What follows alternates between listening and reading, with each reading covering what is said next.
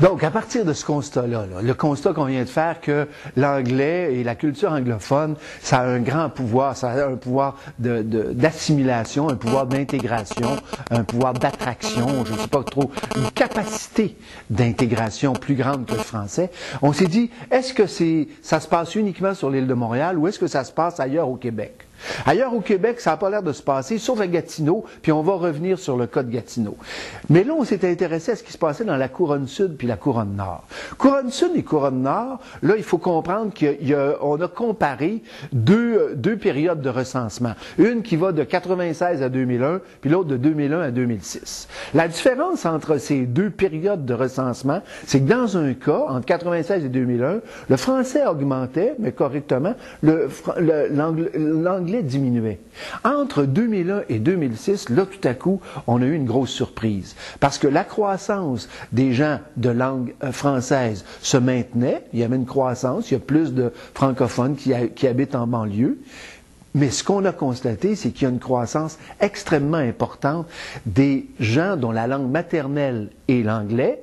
Une croissance qui est 9,7%, quasiment 10% dans la couronne nord et couronne sud.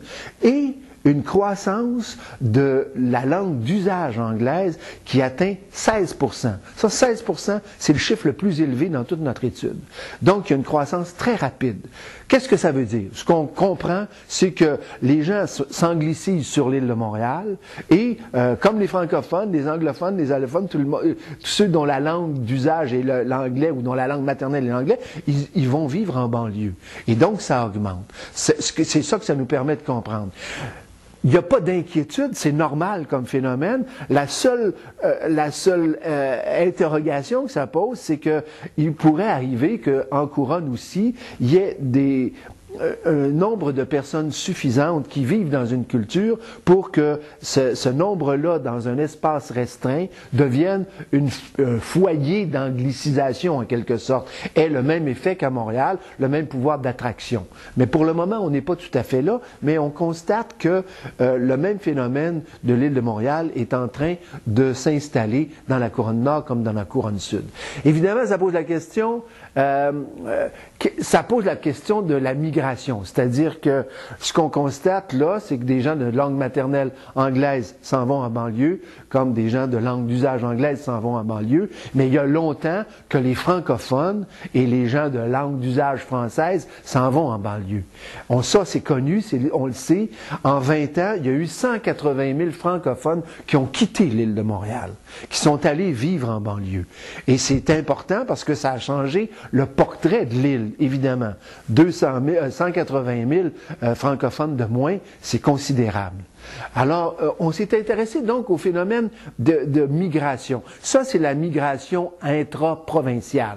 Mais pendant qu'il y avait cette migration intra-provinciale des francophones, il y avait une migration interprovinciale des anglophones. Et vous allez voir que le lien entre les deux est majeur. Parce que pendant que les francophones s'en allaient en banlieue, les anglophones, eux, s'en allaient dans d'autres provinces. Et ça a été surtout vrai autour du référendum, entre 76 et 81. Ça a été jusqu'à 106 000 anglophones qui ont quitté le Québec pour aller vivre dans d'autres provinces. Mais au fil du temps, ce nombre-là a diminué. De 5 ans à 5 ans, il y a de moins en moins d'anglophones qui quittent l'île de Montréal pour aller vivre dans d'autres provinces. Évidemment, on parle d'un solde. Il y en a qui arrivent, il y en a qui partent. Le solde, dans la dernière période recensée par Statistique Canada, il est maintenant de moins de 8 000. Donc, on peut dire que il y a de moins en moins d'anglophones qui quittent la province de Québec pour aller vivre ailleurs, ce qui est en soi une bonne nouvelle pour eux. Mais vous voyez qu'il y a eu deux phénomènes contradictoires, en quelque sorte, qui sont arrivés en même temps. Les francophones quittent l'île, les anglophones quittent l'île aussi, s'en vont vivre ailleurs. Donc, normalement, il devrait y avoir une baisse à la fois du nombre de francophones puis du nombre d'anglophones sur l'île. Pourtant, c'est pas ça qui s'est passé. C'est pas ça qui s'est passé. Pourquoi?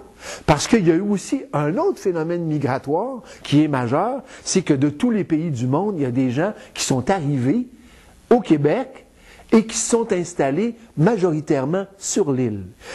Quand les gens viennent d'ailleurs, les travailleurs immigrants qui arrivent au Québec, ils s'installent dans la couronne, dans la grande région métropolitaine, à 87% et sur l'île à 75%. 75% donc s'installent sur l'île. Donc il y a eu ces deux phénomènes-là. Et qu'est-ce qui s'est... Et voilà. OK, on arrête là, disons, pour le moment. On se dit, il y a eu une migration interprovinciale anglophone, intraprovinciale francophone et une migration internationale qui s'est concentrée sur l'île de Montréal. Donc, vous voyez comment le portrait a bougé d'une façon majeure. Quelles sont les conséquences de ces mouvements migratoires-là?